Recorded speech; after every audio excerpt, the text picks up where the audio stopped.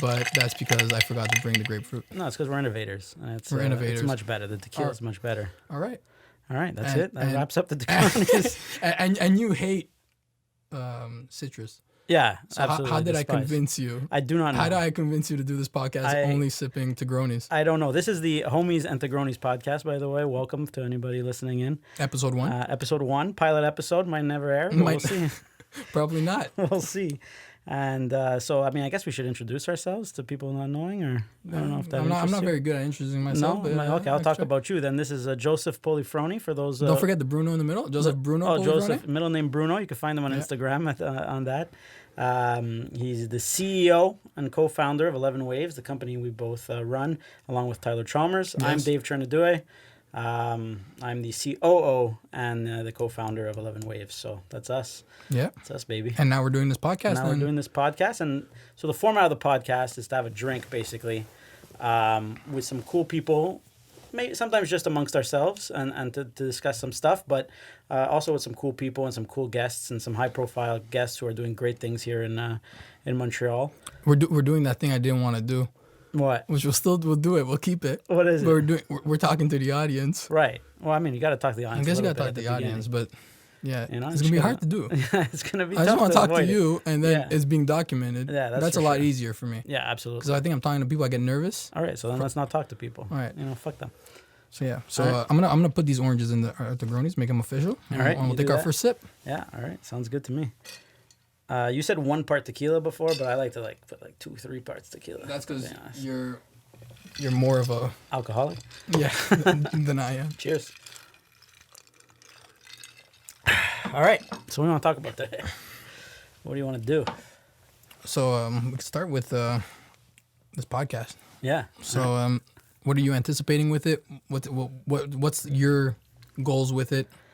That's an interesting question. My goals with this podcast, I think, would be to talk to some interesting people, obviously, get that documented, but also, really put out to what we're doing and living that entrepreneurial life and really get, young entrepreneurs or people who are trying to do their own thing or succeed in life that maybe don't have the opportunities that other people, they not that they think less of themselves, but that lack the confidence to go out there and try or go out there and do stuff.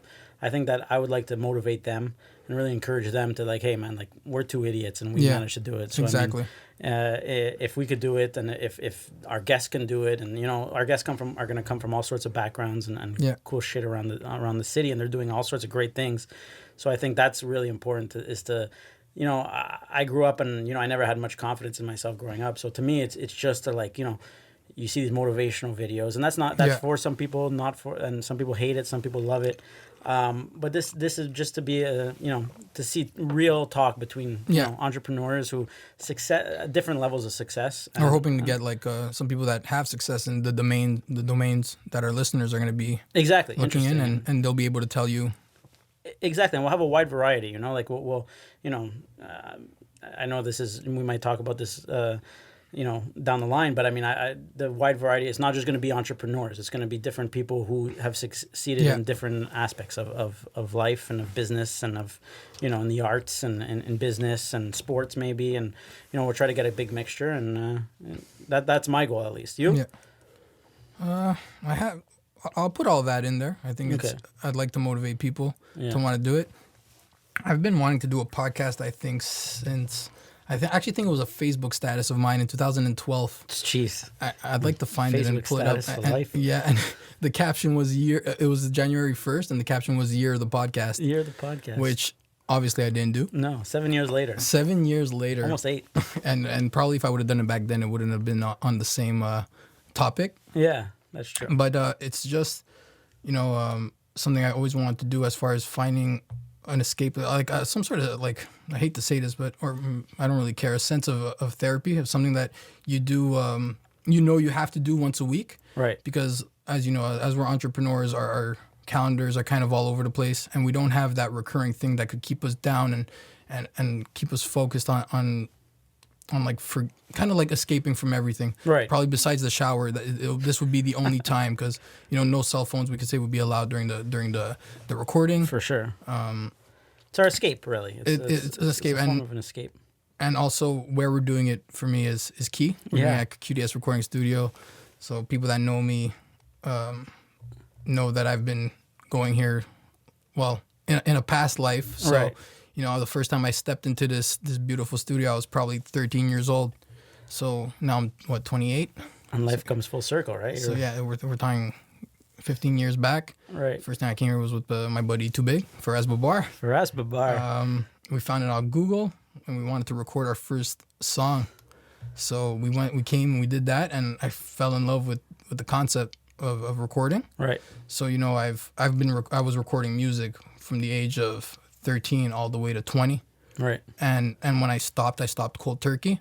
So it's always something that I missed, and I was like, not as far as missed more the music part per se, but I miss going somewhere where, you know, I can escape and use as a therapy and kind of go all out on my feelings, because I was a very emotional rapper. If you were to listen to some of my classic music songs. And so a lot of people don't know this, but you were a rapper. You dabbled in the rap and hip hop scene here in Montreal. And well, I wouldn't say I got into the scene. It was more so of a looking back when I was doing it. I definitely thought it was like a career choice, and I was doing it. But you have to remember, I was 13 to 20, so it was definitely a passion project, and that I could never turn into like.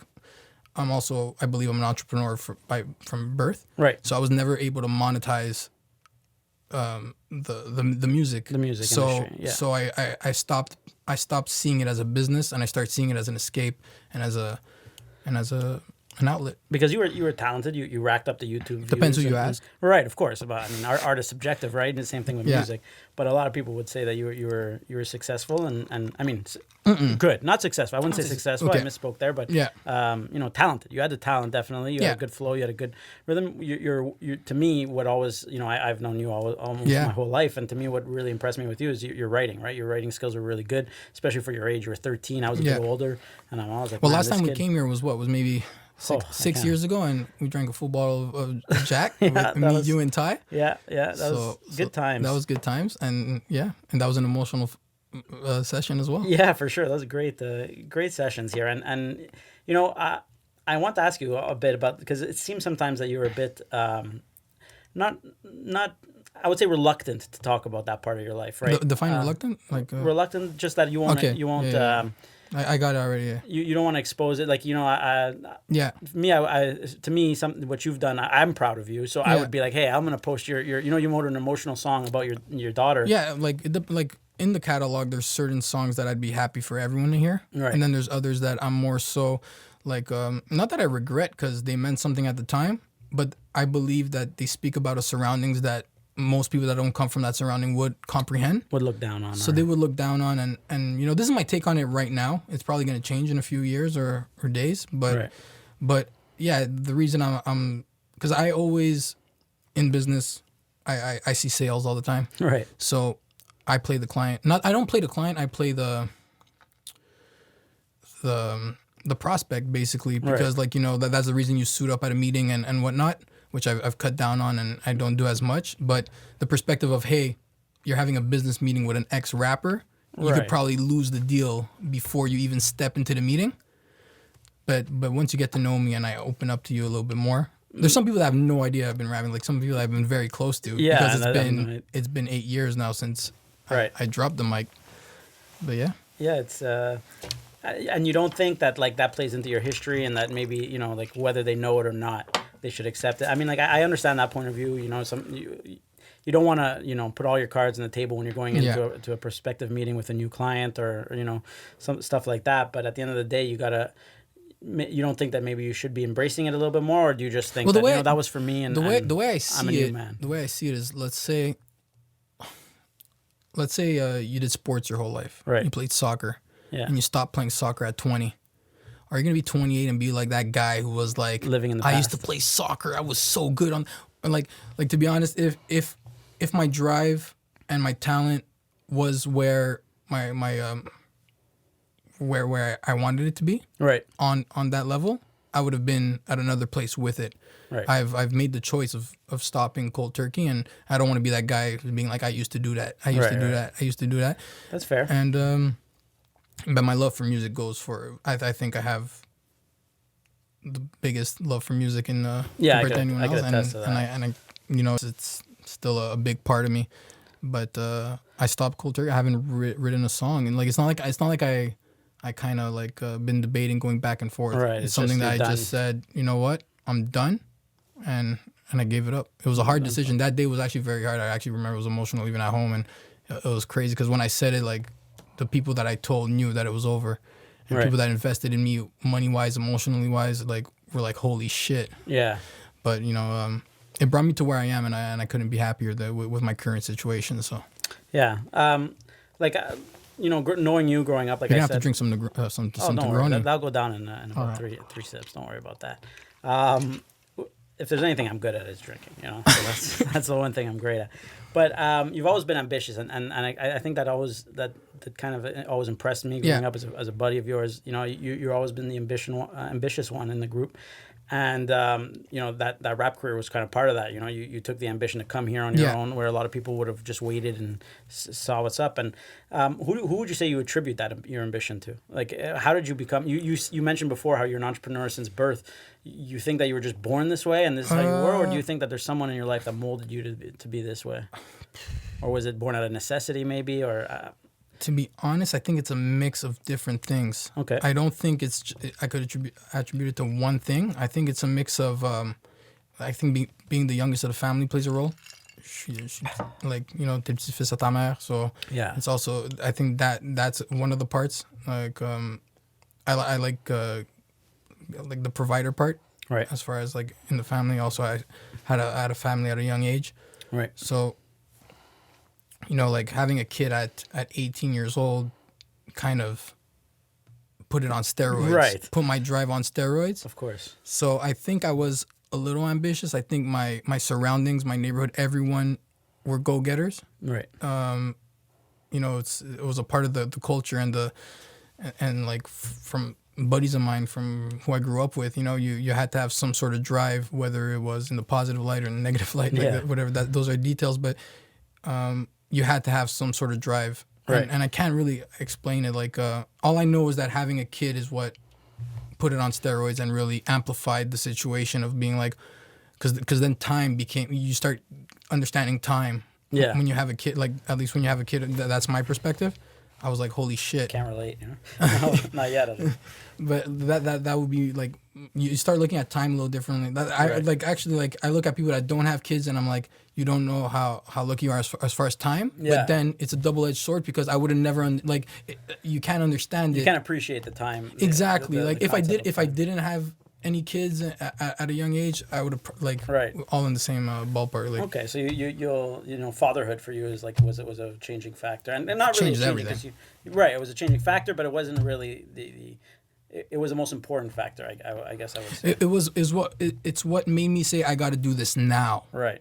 There was no more because most of the time people are like, I'm gonna do this tomorrow, and Yeah. tomorrow becomes never. Yeah, I feel But you. now tomorrow became now, and I had to figure it out now. Like when we're probably, this is like a segue to some other part of the original question, but whatever. But when I found out I was gonna be a dad, I was working at 9 to 5 on minimum wage. Right. So I was like, holy shit, and I was What the fuck am I gonna what do? the fuck am I gonna do? Yeah. But I was rapping, Yeah.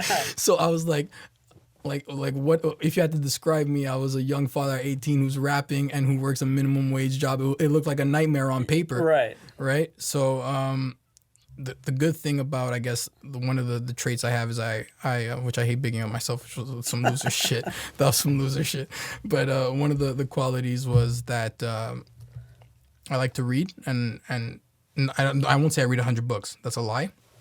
I like to learn, I would say, more than read. Right. So I like to learn, and if reading a book means the only way for me to learn it, then I'm going to read that book. Right. So luckily enough, I was surrounded by, at that time, Faraz Babar, who's like, you got to jump into this social media thing. Right. This was back in, 2011, 2012? Yeah, I would say so. When people didn't believe in social media, where it was actually a myth and people didn't understand it yet. Yeah. So now it's like a no-brainer, right? We're talking about people like, social media. You have to, everyone knew it was going to be a hit. Exactly. Back in the day, especially as a marketing concept and as a business concept. Yeah. You know, social media at the time was starting to be Facebook, Twitter, Exactly. stuff like that. But it was just starting, and people were using it, you know, for fun and for networking and stuff like that, but never really as a business side. As a business. So that's. So that's when reading came in handy because I read a book from Dave Kerpen called Likeable. Likeable Media. Likeable Social, right? Because Likeable Media is his company. Right, Likeable Social. Likeable Social by Dave Kerpen, and this might have been 2013. I'm saying I'm pretty bad with that stuff. By reading that book, he basically predicted, maybe not one of the first, but the first that I've heard it from, that social media was going to be the biggest thing in the next 5 years. Right. And that if you jumped on it now, well, you'll have. Yeah, and you gave me that book. Yeah. And I ended up reading it, and he taught you how to do social media well. I think also from a marketing perspective, I think he spoke about in the book different concepts that people weren't used to at the time. Well, people weren't advertising on social, to be honest. No, exactly. They just weren't. Companies weren't on it yet. Now every company's on it, but we're talking about a time where Pepsi didn't have a Facebook page. Yeah, exactly. Where McDonald's were like, we're not going on Twitter. Right. So this is like very early in the game. Yeah. And reading that book, I was like, okay. And then for us, I'm gonna have to give shout out to him because he really pushed me to make sure that I actually it might have been like played like everything fell into place. Like I don't know where to attribute anything, but the fact that my kid was coming, he told me to read that book. He was interning at a digital marketing company at the time. It all fell into place. And because he was telling me he was doing that, and I'm like, why don't we just do that ourselves? Yeah. And he was like, no, it's not that simple. I'm like, look, just tell me like what needs to be done. Let's figure it out. And then he's like, okay. And then I remember forcing him to call. It was Mo's Bar and Grill on St. John's. Shout out to Mo. Because he had an inn, and I was like, use that inn, bro. And even if he was like, I wasn't even gonna be the one. I'm like, use it and let's see. So I remember he ended up going. I was in the car while he was in the meeting. Damn. I was in the car for 3 hours. I was so nervous, like what's gonna happen? And he walked out with a check, nice. Which we don't even do anymore. No, we don't close clients. Crazy. So he walked out with a check, and he told me like he didn't get the client, and he's like, I got the check. So when that happened, I was like, holy shit, and it just opened up like something in my brain where I was like, I want to do this, and then we went and I got into contact with you and Tyler, who we worked together. So I was talking to every day. Right. So it wasn't like an ad hoc, like, hey, bro, this is going on. Like, he was really involved because he knew what I was going through. And he's always been a supporter of the movement and a believer also of like the music wise. So right. I also wanted to take that camp to somewhere else. So yeah. So I don't know if I answered your question there. You did. Where your ambition came from? I think we really reached. Yeah, that was the question. That was it. You got it. For you it was out of a big change in your life and fatherhood and. Yeah, it was that, but like money has always been. Yeah, well that's where I come from, right? Me, it's a necessity because I was also working a 9-to-5 job that was crappy, and I mean the job was good, but it was Canadian Tire. Respect all the people there, but it's not what I want to do with my life. Yeah, did I disrespect anyone while I was talking? No, I don't think I so. might do that without noticing. No. It's look. There's people. It's a good job. It's an honest living. It's a good way to make a job to earn your living. But at the end of the day, it's not for everybody. And for me, I just always wanted something. I always have big dreams and big goals, and maybe foolishly, but and then eventually I ended up getting a job at TSN, radio 690 radio. And I loved it, and I fell in love, and it was my dream. All of a sudden, I'm getting paid to work in the Habs games, and I was going in the locker room and interviewing the Habs players. And this is like, we're talking about Sports King 66. Yeah, that was my first. That's embarrassing. Yeah, but that's just to say that sports was a part of you. It's not like you took like the first opportunity that came to you in any field. Like, you kind of pinpointed, hey, sports made complete sense. Right. This was my dream. Like I used to go to the Bell Center when I was a kid and look up at the press box and be like, man, if one day I'm going to be there. And you say that tongue in cheek about everything, but I actually ended up making it there. I'm on the sideline of the Alouettes game. I'm on the sideline of the Impact game. Yeah. I'm in the booth with Mitch Melnick and all these legends, and I loved it. And eventually, somewhere down the line, I realized the pay is not the best in the world, and you can't really. Can you expose that? You think? Can you talk about that? Yeah, of course. I get that. I mean, like, look, it's no secret the journalists aren't paid. And also it's an uncertain world, right? The people get fired, and repeatedly, it's a very dog eat dog world, competitive world. You're not going to be around forever. Yeah. Legends, get dropped at a heartbeat. There's budget cuts, and the industry is also, it's not what it used to be. Back in the day, they used to fly people out and this and that in the radio industry, and now it's. The budgets are a lot tighter, and the mediums have shifted more towards social, which is another funny thing. Yeah. So to me, also I realized that I think introspectively that I wasn't going to be among the greats. I wasn't the best. Talking for me doesn't come as natural as it does to someone like Mitch Melnick or Sean Campbell or Connor McKenna, these greats in this industry. But do you think it came, like if you speak, well, you know them now. Right. But did it come naturally to them? I think it does. I think it did. I think it came naturally to them. I think the first time they got on the mic, maybe they weren't as polished. Yeah. But it wasn't hard for them to form sentences, and it wasn't uncomfortable. Like for me, every time I'm behind a mic at TSN, my heart is beating 1,000 miles a minute. I'm stuttering on my words. I'm choking. And not to say that I'm not good at my job, because I know sports and I know. But definitely. I just knew that they had something a bit extra. They had something a bit more than I did, right, on that level. But I think I also think if you keep at it, and probably like right now you're in front of the mic right now and you look fully comfortable. Right. Like I'm sure if we listen to your first recording, for sure, you probably sound a little bit like me right now. But and again, I was a man among giants, right? And because I'm working with these legends all of a sudden that I grew up listening to. Habs players. I'm working with Chris Nyland, who's played for the Habs, and now I'm discussing sports with him. Like, who the hell am I to discuss sports with the Habs with Chris Nyland? So in my view.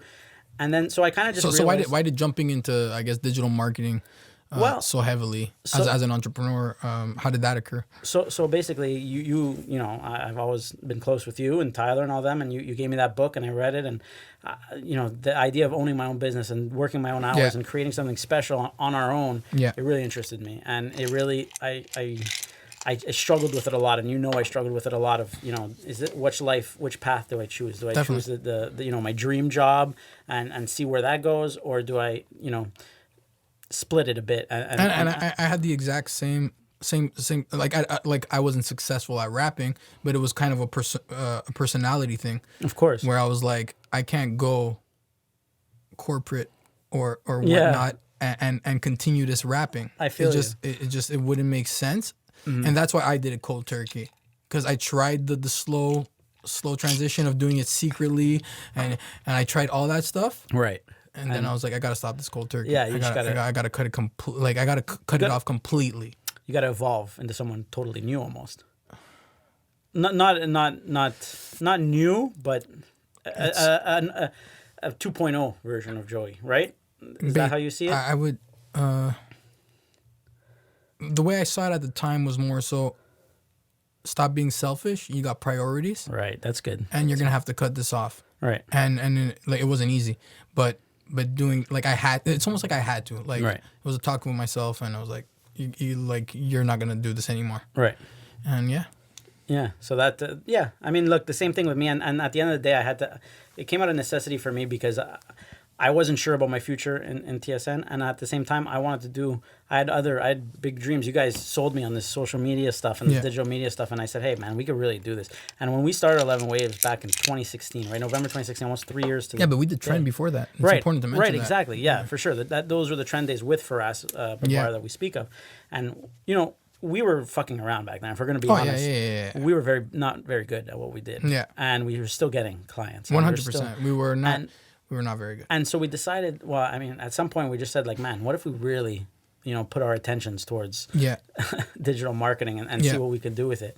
And we put it together. And I think that, like, the ball started rolling and we started getting clients in this. And I think we realized somewhere down the line that we had something special here. Yeah. And we were doing something special that was not only, like, impacting other people, but, like, people were relying on us, and we became part. We always say, maybe flippantly, we don't have clients, we have partners. But I really feel that I'm a partner in every business that we represent. They bring us in there, they treat us like family, and their success is really our success.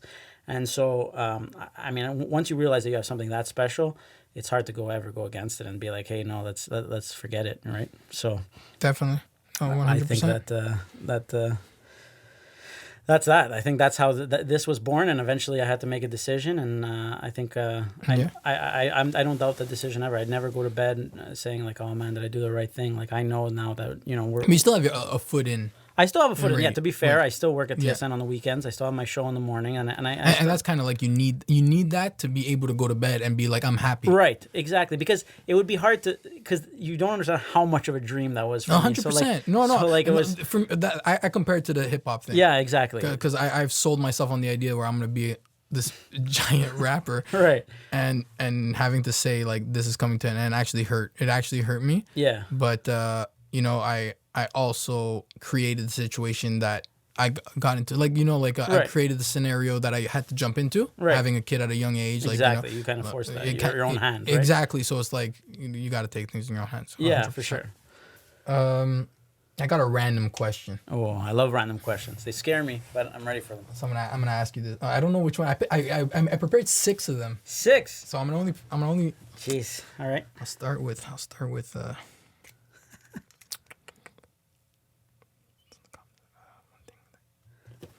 What does 30-year-old Dave say to 18-year-old Dave? Oh man. And I'm gonna make a Tegroni while you think of that one. All right, that's a good question. I like that you called me 30-year-old and not my real age, which is a little bit older than 30. Well, you know what I meant. I know what you meant. All right. Wow. Smarten up. No, you still got you got to chug that before I. Oh, there's still some. It's because it's at the bottom. All right. Yeah. So, I would say smarten up, man. Smarten up. 18-year-old Dave was an idiot. 18-year-old Dave was a guy who liked to have fun, who didn't take life too seriously, who did some stupid shit, and like not some like crazy stupid shit, but I did some stuff that you know, I'm not. You know, I look back now and I'm like, what an idiot. And if I wish I had the drive that I had now back then, because I mean, like, you look at those 10 years, imagine the experience I could have accrued in those 10 years compared to what I look at you a little bit, and I was always a little bit, man, this guy's so young and he's starting, like, I talk about this with Ty all the time, you know, like, how the fuck did we not, how weren't we that ambitious? We were ambitious, but in a different way, you know. I went to school, and I remember me and Ty, we started a lottery in the school, in my school, and we got money that way. We were kind of entrepreneurs, but like in the shady side of things. Okay. We started a lottery where we made money off the lottery. We were doing pools where we were making money off of people.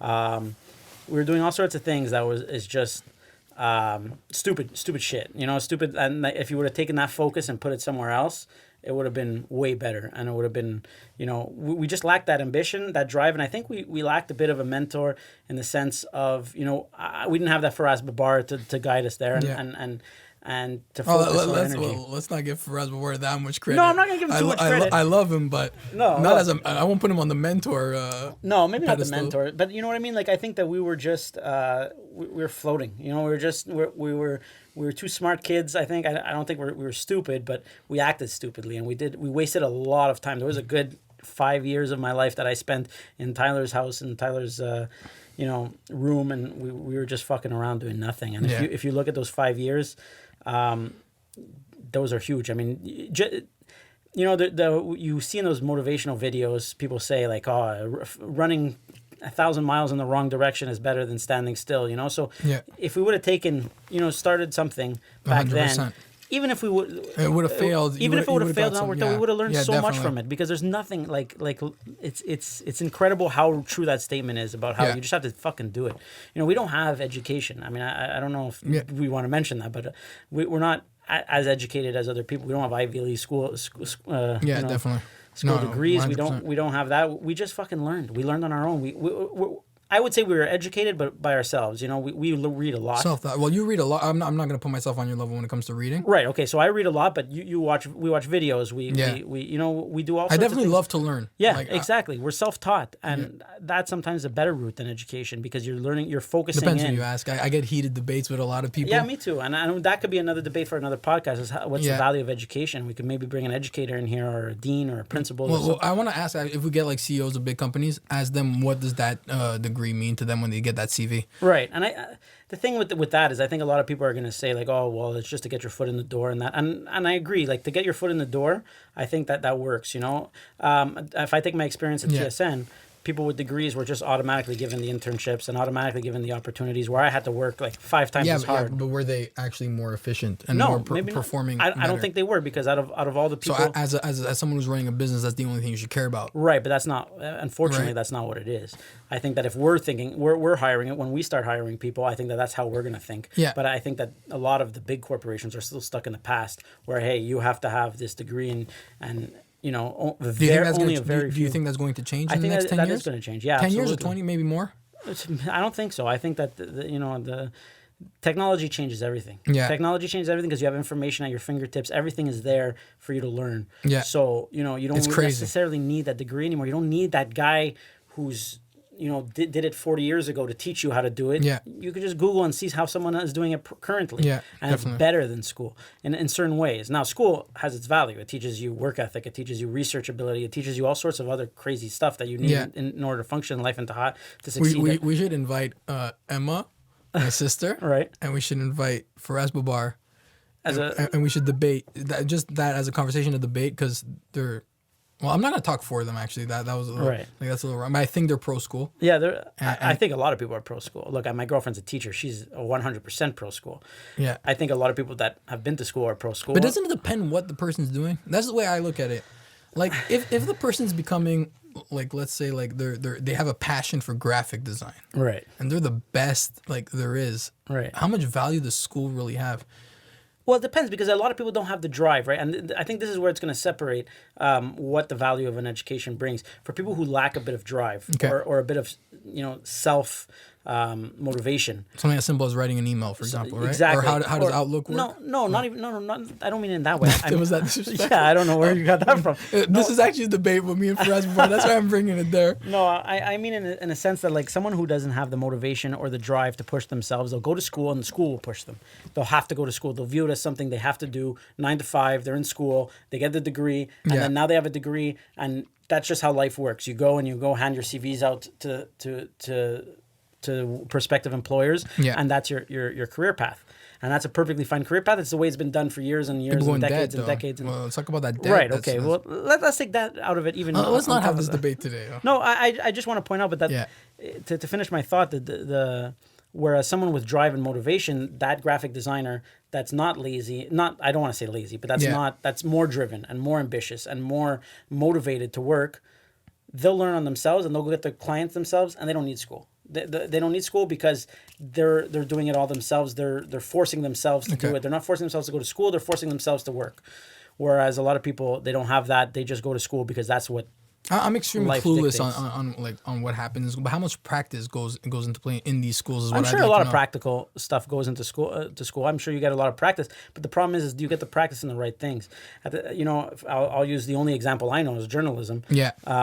They don't learn the same. They learn a whole bunch of stuff, but they don't have the same programs. They don't have the same. So you come into a TSN 690 studio, and everything you learn in school, you have to relearn all the new programs. Just as you start at the same level as I did when I came in there with no education, because it's a new program. A new program is a new program. You don't really know anything.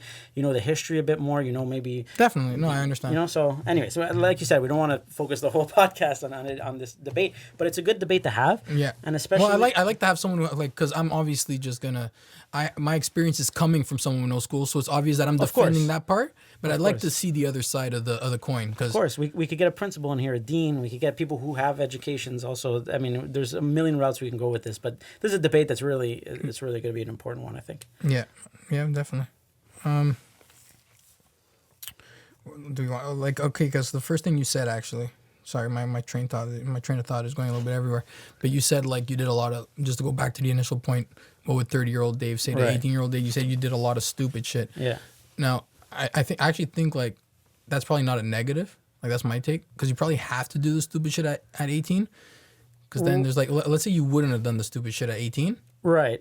Like, what would have happened at 25, at 30? That's fair. Like that's fair, but I think that a lot of people have that, like, 3-4 year period of doing stupid shit, and my stupid shit period lasted like 10 years. The last time I was like 26, and then I ended up getting that job at TSN. Okay. From 18 to 26, I wasted my life. No, I don't want to say wasted my life, because I met wonderful people, and I the experience I have is unreal, but it's just in a sense of where I want to go in my career, my life journey. Yeah. It was a waste of 8 years.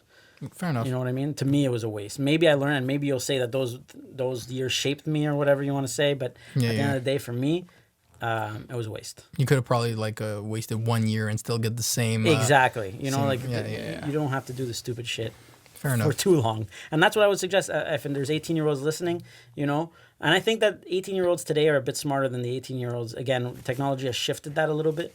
I don't know about that. I think so. I think that a lot of people like to downplay millennials and lazy and this, and they want a 4-day work week, and they don't want this, and they don't want to work 40-hour, you know. But I don't think that's necessarily true. I think that they're just more focused on what they want. In terms of that. I agree with that. I think that if there's an 18-year-old listening today, like, look, fuck around, do your stupid shit. But at one point, like, you know, look into what you want to do a bit earlier than 26. You know, look into your future a little bit earlier and make a plan. And even if it doesn't work out, look, you could be a totally different person at 22 than you are at 26, and that's fine. Yeah. But you need to get there, you know, and you don't want to look back and think those years were wasted. 100%. Look, I'd like to ask you questions all day, but it's not all about you. I know, so, yeah. No, I actually have another question, but on some whole other point. With this podcast, you know, I'm a true believer of The Secret. Oh, so, you know, wishing it into existence. Yeah, speaking it into existence, definitely. So, with this, what would be a success with the podcast a year from now? Like if we look back and be like, you know what, we had a good year with this podcast. That's a good question. I think that that's a really good question. I could be a journalist. Yeah, I think. All right, I think that. A success for me would be to speak to some really, you know, have a really high profile. Would you give me 3 people that you'd be like, yeah, we got him on the podcast, or one? Just, you know, give me one. I always say 3. I'd want 10. But look, the one for me, and he's my guy. I love this guy, Mitch Garber. I think. Okay. You know, Cirque du Soleil. If you don't know who Mitch Garber is, Cirque du Soleil. He's amazing. He does so many things right. He started off as a sports journalist amazing. Okay. And then he turned into this entrepreneur, and he's worth over 100. Probably he runs companies, $100 million, billions of dollar companies. Yeah. So he might buy the expos and bring them back. You know, he's gonna be one of those investors when the expos come back. So to me, Mitch Garber has always been that guy that I like. Wow, this is who I want to, you know, be. And I've had the pleasure of meeting Mitch Garber a lot. I've met him, you know. So we're gonna get him 4 or 5 times. Yeah, I mean, look, it's not out of the possibility that we get him, but at the end of the day, I think he would be someone that I would love to sit in this room and talk to him for an hour. You know, that would be something fantastic. He came on the Melnick show when I was working the Melnick show, and I got to ask him a question. And, you know, Mitch told me, Mitch Melnick told me, hey, get ready to ask Mitch Garber a question. And I asked him one question, but I had a list of about 45 questions I could have asked him. Yeah. I had to pick the best one. So just an hour to pick this guy's brain and see how he got to where he got to. That would be mine. You? Nice. Me. In the first year, because, you know, I'm going to go big, right? Right, of course. Like year 2, I'm going to be wanting some... Well, Mitch Garber is pretty big. I'd like to get Parasuco, to be honest. Parasuco, nice. Yeah, that's a good. I read like a bit of his story. Like I read an article about him, and it really was really interesting. I'd like to get him. All right. Well, let's work on it. Parasuco, get his. I'll send him a text message later, and we'll see it. See if he answers. We'll have to make that happen. There's really a bunch of people that, you know, the people you don't expect to teach you something are probably the ones that we're going to learn the most from. Right. So I'm excited of probably every guest we're going to get on this thing. And absolutely. I have a question for you. I mean, it's kind of similar to your, what would you say to your 18-year-old you? Is what would your advice be to young entrepreneurs? Because you're you know, you've been an entrepreneur since a young age. You've you know, most of your life you've been in that entrepreneurial spirit. Yeah. What would you suggest to a guy who's 15, 16, 17, 18, just trying to break into an industry, wherever it may be? It's what I'd say is basically, it might be a little vague, but I'd say master the art of understanding the difference between patience and urgency. Nice. It's probably that's what I would tell them to focus a lot of time on, because as entrepreneurs we want everything to happen tomorrow. Yeah. But those that are patient enough to wait are usually the ones that get the pot of gold, really. Right. Because they're not going to give up, but they also understand urgency, so they're making it happen. Right. But understanding that what you probably expect is going to take a year will probably take 5. Yeah. And what you expect to take 5 will take 25. So if that's your perspective, then that's what I would recommend someone going. Because I hear people talk with big goals and then a year passes and they don't reach their goals, and that's the reason they stop. which is a big mistake because they've actually got amazing progress. It just wasn't to the level that they expected. Right. But they have to more so question that expectation, like, was it realistic? So I tell young entrepreneurs basically, patience. So like, even if it means working 40 hours for a company and being able to do this on the side, do it. Like, don't say like, I'm going to do this one day when I have more time. Like, do it now. Even if it's only 2-3 hours a week, it's 2-3 hours a week you wouldn't have put. So, start and yeah, that's basically what I would say. I think a lot of the young people, and I kind of struggled with this at the beginning, and I know a lot of people, so many people now that they know that we have a business, a successful business, they come up to us and at parties or at this, and my girlfriend's friend's house, and also just because of myself, my personal thing. When we say successful business, I don't want people to misconstrue it. Yeah, for, okay. We're running a multi-million-dollar company, no, and that's just my personal thing. Because I don't want to have a fake. But at the end of the day, it's a great business. Don't get me wrong. It's a successful business. It's a successful business, but it's not. I don't want to change the. You know what I mean. The meaning, right? Look, at the end of the day, we earn a living through our business. 100%. And that, and we have a ton of clients, and that makes us a success. But are we on the level of other level? No, like don't. Let's like get that out of the way right now. When I say successful business, I don't mean we're nowhere near where we want to be. We're nowhere near where we're supposed to be. It's just we're freaking impressed with where we took it. Yeah, exactly. And we're gonna take it 10 times bigger. Exactly. And it's gonna be great. But yeah, that's exactly. I just wanted to clear that. Yeah, exactly. So like people hear that we have a business, let's say, and they'll come up and they'll ask me, and I'll be like, that's the advice I'll give them. Just do it, man. Just fucking go out and do it. Start your business.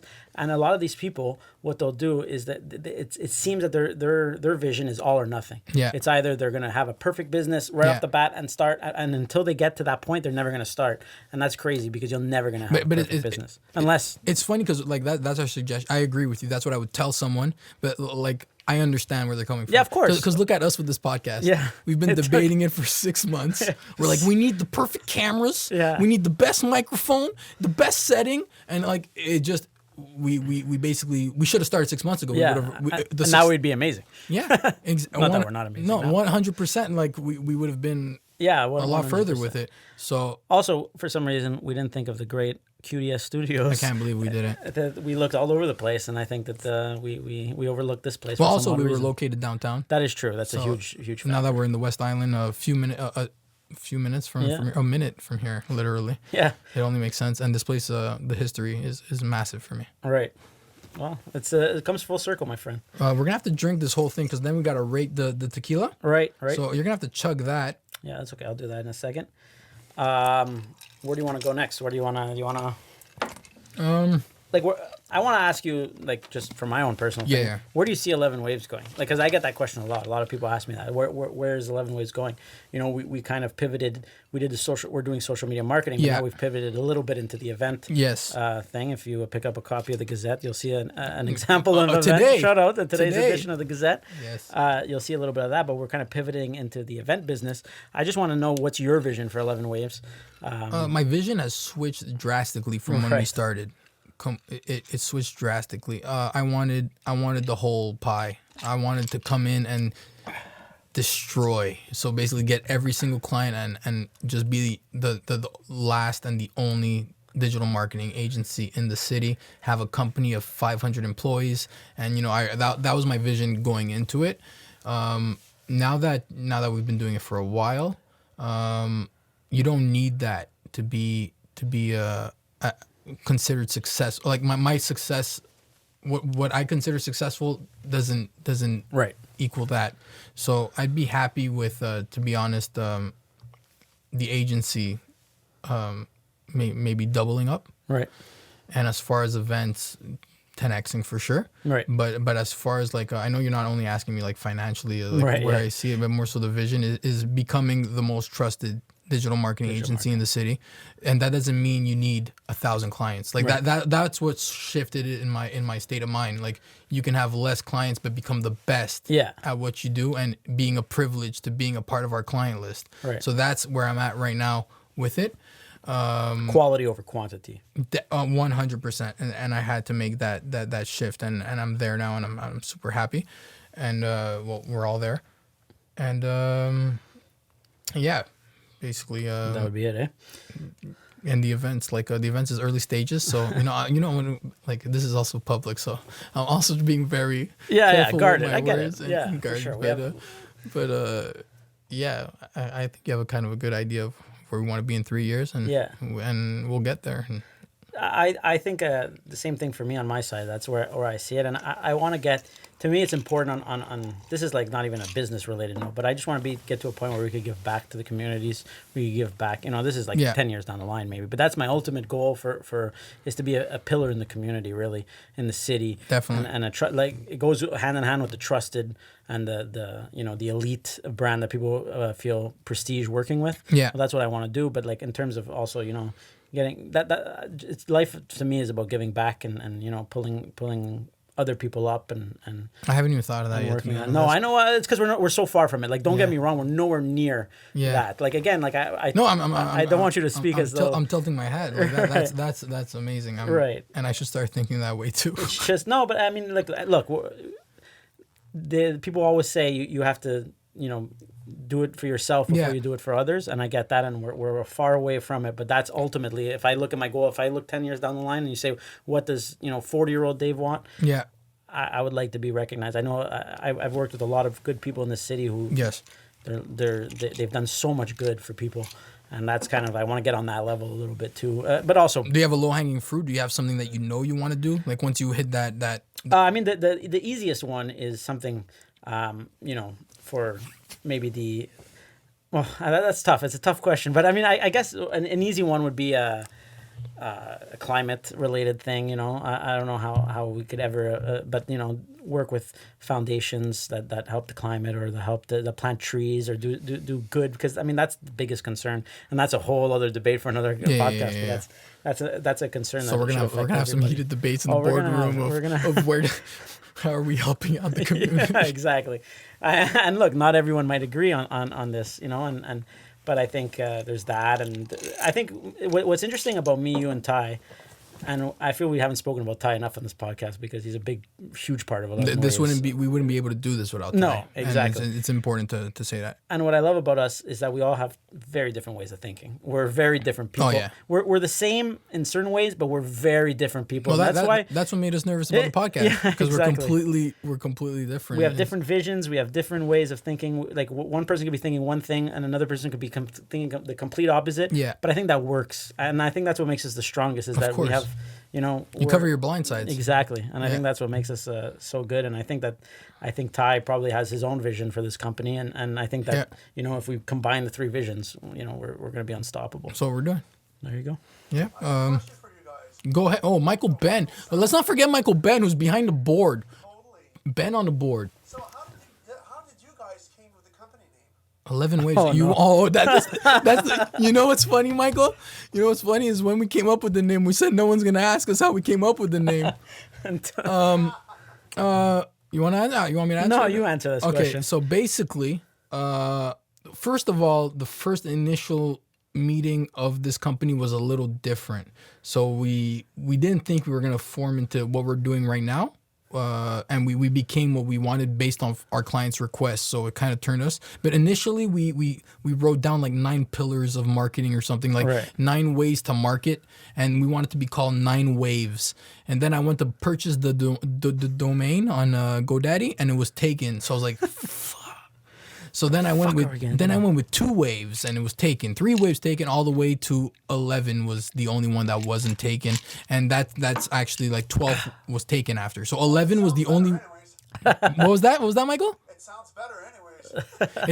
It sounds amazing, and what's really good is because our graphic designer, Johan, which is behind the. We might. I don't know if we're gonna censor his name or not, but whatever. But he came up with a concept for the logo. Sorry, and the logo looked amazing because the 11 is becoming the W with the shadow. It's incredible. It's the best logo I've ever seen. And yeah, not the. I had nothing to do with the logo. How many Tegronis? No, basically I looked at it and I was like, yeah, that's it. And to be fair, I'm not someone who really cares about that stuff. Like we could have been called. I know some of my partners are more so caring about that. Right. We could have been called anything, and I would have been like, "Yeah, let's do it." I'm not very difficult on that. I know I was pushing hard for to be called Ghost Media at the time because first off, I'm a big horror buff, but second off, we were kind of like acting as ghosts. We were the secret partners to all these clients. Yeah. So I love that name, and I was obsessed with that name. And then you came with the waves concept, and I think because waves meaning pillars. Like you understand. It kind of blew me away, to be honest, and I love it now, and I love the whole make waves concept. I love everything about. I said we were going to censor him, but shouts to Johan for the nicest logo in the world. Yeah, there you go. And and also, this is a weird segue, but I'm still going to do it. All right, go ahead. Shouts to Cami for the cover of our podcast. Yes. She did a killer job. It looks maybe nothing like me. She got Dave pretty good. No, it kind of looks like me. You said it looks like me, right? It does. I think it looks like us exactly. I mean, I think I'm a bit fat on the cover. You know, I think I'm as a slim man. I'm kind of that's something I wanted to do, Dave. What? I actually want to do that because we're on record now. What? So we need to come up with a challenge. Okay. So that a year from now we can look, not even a year, let's do it a quarter. In 3 months from now, we're going to look back. Right. So what's something, and it's funny because I'm like picking the challenge for you because. Go ahead. So basically, what's something you want to obtain in the next 3 months that I could hold you accountable? All right, right off the bat, you nailed it. Yeah, Wait, so it's crazy because I was supposed to act like I don't know what you want. But it's the thing I hate the most about myself. Yeah. Like, I feel as though if I was a slimmer man, I know you do, and but I would have much more confidence in myself. You got the eyes of an angel. I think it's killer. I think that I got too comfortable around food. I think that food to me is everything in my life. I love food. I love eating at night. I love. Yeah. It's very hard to me. It's not an exercise thing. I play hockey. I do all sorts of crazy shit, but. I love food too much, but my girlfriend and I we've joined Weight Watchers. I guess I could say it. It's not if they want to sponsor the podcast, shout out. But definitely my weight. I mean, if I could change anything in 3 months. So how much weight do you want to lose in the next 3 months? And we're gonna do a scale in and everything. Well, we won't scale you here, but you know what I mean. My ultimate goal is 30 pounds. Now, how I get to that? 30 to 40 pounds. Now, how I get to that, I don't know. The beginning is always the easiest part. I've done it for a week. I've lost 12 pounds now in 2 weeks. Okay. That's the easiest part. It's the water weight that leaves. But look, I don't know how much 3 months is. Let's say a pound a day for 3 months. That's 90 pounds. Yeah, forget about that. A pound a week. So 15 pounds. Let's just say 15 pounds. And I'm going to tell you to do 25. 25. Reach for 25, so you're going to get the 15. Okay, fine. That's fair. So I'm telling you right now, I weigh 216. Yeah. So if you say 25, that means I have to weigh 191. You're going to weigh 191. By what episode? Episode 15? No, episode 13, you're weighing 191. What? Thank you, Michael. Shout out, Michael. Okay, what about you? I want to hear your challenge. What can you challenge yourself? Is gaining weight a loser challenge? No. I can't do that? No. Why? Because I never heard of you wanting to gain weight all of a sudden. You can't just randomly go with that. I don't know then. You don't know. You were just going to say gain weight. That was your plan for this thing? First off, I know you. You can't gain weight. I want to gain weight. You want to gain muscle. I'm going to go to the gym. I'm going to start the gym. Okay, fine. If you want to be toned a bit more. I want to gain weight. I'm what? I'm 150 right now? 150? But I want to be 170. But can you? I don't even know. Is that a thing that can happen? I don't know. Michael, I had respect for you, Michael. All right, fine. Gain weight. Is that boring? It's not boring. It's just okay. Do you have something for me? Oh man, it's tough on the spot. I gotta be able to do it. And gaining weight is something I think I could do. Okay, so let's gain weight.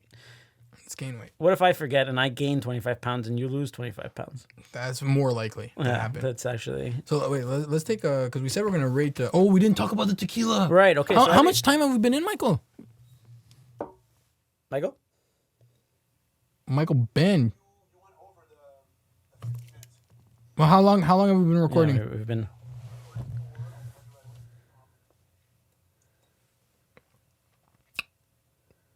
So, 58? Okay, perfect. That's good. Okay, we're gonna wrap up now. In 5 minutes, we're done. Yeah.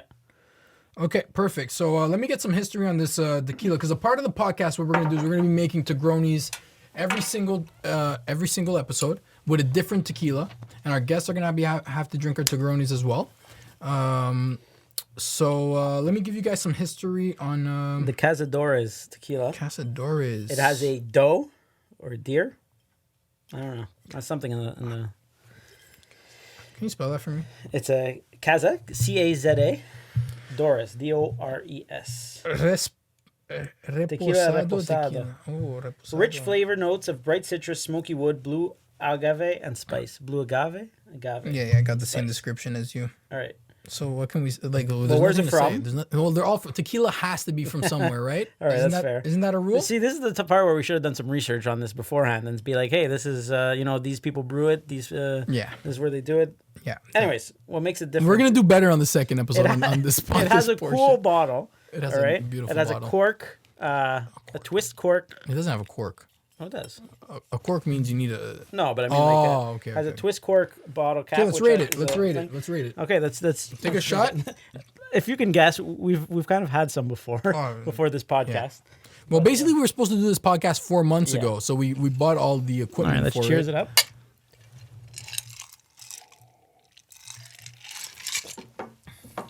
Oh, that's good. That's smooth. I like it.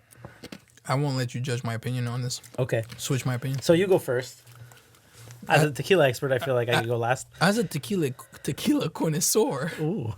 No, I definitely know nothing about tequila, but that, and I'm not gonna act like I'm rating it off of this shot because I'm rating it off of the 90. The whole bottle. The rest of the bottle. So this one's getting a 6.8 on 10. 6.8 on 10. Wow, that's right. Okay, so a little background on my tequila experience with tequila. Yeah. Is your brother? I hang out with him a lot. Shout out to Antonio Polifroni. Oh, I didn't shout out my brother. Yeah. Anyways. Shout out my sister, not my brother. Shout out to Emma Polifroni, your sister. But Antonio Polifroni, I hang out with him quite a bit every few weekends. The king of Negronis now. Yeah, but that's stupid. Anyways, we drink a lot of tequila, straight tequila. We just do shot after shot after shot of tequila. We'll down a tequila bottle every weekend that we're together. And this one's actually So wait. Are you talking about the time where between 18 and 26 that you were talking about earlier in the podcast? That was more Jack Daniels than it was tequila. You know, I couldn't afford tequila back then. It was just the Jack Daniels. Okay. But yeah, we did Tony was part of those 18 years, those 8 years of stupidity. Yeah. Don't get me wrong. Not that he was the cause of the stupidity, but he did some stupid shit with us. But he was a lot smarter than us. But I would say I'm gonna rate this an 8.2. Fuck. I swear to God. You know this is episode 1. I know. And this is the first tequila. This is gonna be a high standard. It's set the bar high. This is really good tequila. 6.8. I'm gonna bring you some. I know I'm gonna bring you some bad tequila. You're gonna regret. Well, we're gonna have some bad tequila.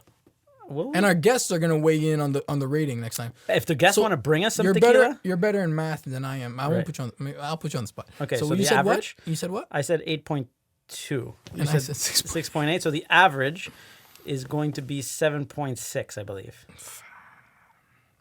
Or 7.5. These are things we know. No, it's 7.5. The average is 7.5. 7.5. So 7.5. So 7.5. Well, can we put a ding? Ding. Michael, ding. Hit those chimes over there. Michael, you got a ding on lock? All right, that's okay. We'll take that. That's good enough. All right. So look, another thing we could do is we could tell our guests to bring a tequila in if they want to. Yeah. You know, so that the tequila budget doesn't go overboard. Also, if you're listening to this podcast somewhere, watching it on YouTube or yes, don't hesitate to send us some tequila. We'll shout you out. We'll shout you out. We'll shout you out. I mean, look, and to put someone else accountable. Right. Next episode, we know. Do we say it or no? What? Do we say who's on the next episode? Or I think we should. And we hold him accountable. And after he can't. What if he gets hit by a bus tomorrow? Well, that sounds a lot like his problem. That's his problem. So, Bully, we look forward to having you on the next podcast, bro. Yeah, you're going to be our first ever guest. He's going to be freaking awesome. Yeah. And look, drop us a note if you have a tequila to recommend even. I know sending us a tequila bottle is probably not realistic, but recommend us a tequila that we should be trying. And with a gift card. We'll shout you we'll shout you out on the next podcast for sure. All right, that was fun, man. That wraps it up, man. Yeah, man. I love you, bro. All right.